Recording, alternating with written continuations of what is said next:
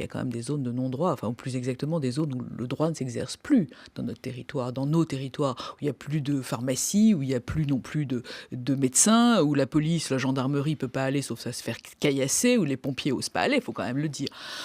Bon, Donc ça veut dire que là, le tout sécuritaire, ça n'a aucun sens. C'est pas on comme a ça voté, on a voté qu'on 14 ou résoudra. 15 lois antiterroristes à peu près en 14 ou 15 ans. La dernière, le 13 novembre 2015, soit un an jour pour jour, 2014, un an jour pour jour avant les attentats du Bataclan.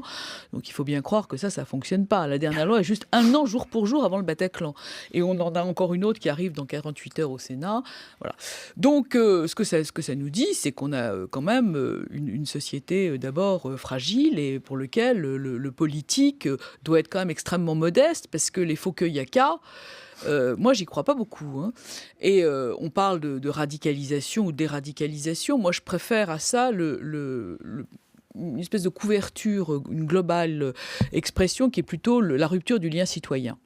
Et quand on parle d'enfants de la République, il faut voir que ces gens sont nés sur le territoire, qui sont allés à l'école de la République, qui sont supposés avoir été intégrés, et que pour 1001 critères, ils se retournent contre cette République.